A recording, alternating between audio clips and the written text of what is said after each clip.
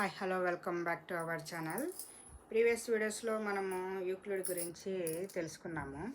గణిత బోధనా శాస్త్రం 1లోని యూక్లిడ్ గణిత శాస్త్ర భారతీయ గణిత శాస్త్రవేత్తల గురించి తెలుసుకున్నాము. ఇప్పుడు మనము యూక్లిడ్ తర్వాత ప్రముఖ పాశ్చాత్య గణిత శాస్త్రవేత్తల్లో భాగంగా యూక్లిడ్, పైథాగరస్, జార్జ్ కాంటర్, రెనే డెకార్డే, వీళ్ళు నలుగురు ఉన్నారు. మనం యూక్లిడ్ కంప్లీట్ చేసుకున్నాము. ఇప్పుడు పైథాగరస్ గురించి తెలుసుకుందాము. ముందుగా నా ఛానల్ సబ్స్క్రైబ్ చేసుకోకపోతే సబ్స్క్రైబ్ చేయండి, లైక్ చేయండి, షేర్ చేయండి. నా ఎక్స్ప్లెనేషన్ నచ్చినట్టయితే ఎస్ అని టైప్ చేయండి. Thank you for watching. Pythagoras period వచ్చేసి క్రీస్తు పూర్వం 580 to 500. ఇక్కడ ఇతను గ్రీకు శాస్త్రవేత్త. పైథాగరస్ అనే పేరు వినగానే మనకు గుర్తు వచ్చేది పైథాగరస్ సిద్ధాంతము. చూడండి, పైథాగరస్ సిద్ధాంతం మనము మోస్ట్లీ 8th, 9th, 10th కూడా మనకు ప్రతిసారి చదువుతూనే ఉంటాము. పైథాగరస్ క్రీస్తు పూర్వము 580 నుంచి 500 మధ్యకాలానికి చెందిన వాడు. ఈయన సామోస్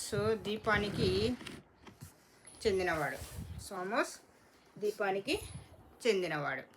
ధనవంతుల బిడ్డ, అంటే రిచ్ పర్సన్ కాబట్టి బాగా చదువుకోగలిగాడు. చూడండి, బాగా డబ్బు ఉంది కాబట్టి అతను బాగా చదువుకోగలిగాడు. తేల్స్ వద్ద గణితాన్ని అభ్యసించి ఆయన ప్రేరణతో మరింత అధ్యయనానికి ఈజిప్టు, ఆసియా మైనర్, ఇండియాలో సంచరించాడు. ఇతను తేల్స్ వద్ద గణితాన్ని అభ్యసించినాడు కాబట్టి అతని ప్రేరణతో మరింత అధ్యయనానికి అంటే ఇంకా మరీ గణితంలో తనకు సంబంధించిన అన్ని కనుక్కొని ఈజిప్టు, ఆసియా మైనర్, ఇండియాలలో సంచరించాడు. అంటే రోమింగ్ చేశాడని, అంటే అక్కడ ఆ ఊర్లన్నీ తిరిగి వచ్చాడని అర్థం. పాఠశాల స్థాపనకు తన దేశం అనుకూలంగా లేకపోవడంతో దక్షిణ ఇటలీలోని క్రాటన్లో స్థిరపడి ఒక పాఠశాలను ప్రారంభించాడు. పాఠశాల స్థాపనకు తన దేశము అనుకూలంగా లేనప్పుడు ఏం చేశాడు? ఇక్కడ ఇటలీలో క్రాటన్లో స్థిరపడి ఒక పాఠశాలను ప్రారంభించాడు. ఆ పాఠశాల తత్వశాస్త్రం, గణితము, విజ్ఞాన శాస్త్రము బోధించే ఒక అకాడమీ మాత్రమే కాక ఒక సహోదరత్వం కలిగింది.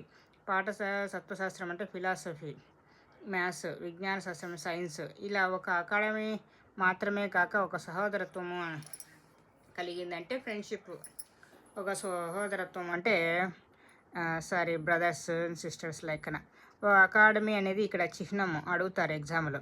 దాని సభ్యులు వారు కనిపెట్టిన వాటిని బయట వారెవరికి తెలియకూడదనే నియమం పాటించాలి. అక్కడ ఉన్న సభ్యులందరూ వాళ్ళు ఏదైతే కనిపెట్టినారో అది ఎవరికి తెలియకూడదనేది నియమము, రూల్ అనేది ఉండింది.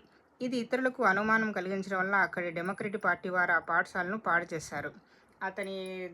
అలా నియమానికి ఇతరులు అనుమానం కలిగించడం వల్ల డెమోక్రటిక్ పార్టీ వారు ఆ పాఠశాలను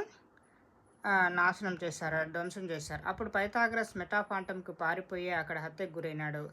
పైథాగరస్ ఎక్కడికి పారిపోయినా మెటాఫాంటం పారిపోయి అక్కడ హత్యకు గురైనాడు. చూడండి, అతడు గణితాన్ని ఒక స్థాయికి తెచ్చాడు. ఫిలోడస్, ఆర్కిమిడిస్ మొదలైన వారు ఈ పాఠశాలకు చెందిన వారిలో ముఖ్యులు. ఈ పాఠశాలలో ఇతను స్థాపించిన పాఠశాలలో ఎవరు ముఖ్యుడు అంటే ఫిలోడస్, ఆర్కిమిడిస్ మొదలైన వారు. పైథాగరస్ చనిపోయిన పైథాగరస్ పాఠశాల సుమారు 200 సంవత్సరాలు కొనసాగింది. యాక్చువల్గా అయితే ఎవరైతే వాళ్ళు ఉంటేనే బాగా నడుస్తుంది, కానీ పైథాగరస్ లేకపోయినప్పటికీ 200 సంవత్సరాలు బాగా కొనసాగింది ఆ పాఠశాల. మొదటిసారిగా పైథాగరస్ సిద్ధాంతం దాని నిరూపణ యూక్లిడ్ క్రీస్తు పూర్వం 365 పుస్తకం ది ఎలిమెంట్స్లో ఇవ్వబడింది. చూడండి, మనము చదివినాము ఫస్ట్. ఇక్కడ యూక్లిడ్లో మొదటి భాగంలో పైథాగరస్ 47 సిద్ధాంతం అయితే 48 దాని విపర్యం అని చదువుకున్నాము. ఇక్కడ మొదటిసారిగా పైథాగరస్ సిద్ధాంతం దాని నిరూపణ ఎవరు చేశారు అంటే యూక్లిడ్ తన పుస్తకంలో ది ఎలిమెంట్స్లో ఇవ్వబడింది. ఎప్పుడు? క్రీస్తుపూర్వం 365. గ్రీకులు పైథాగరస్ గొప్పతనాన్ని గురించి రోమ్లో ఒక విగ్రహాన్ని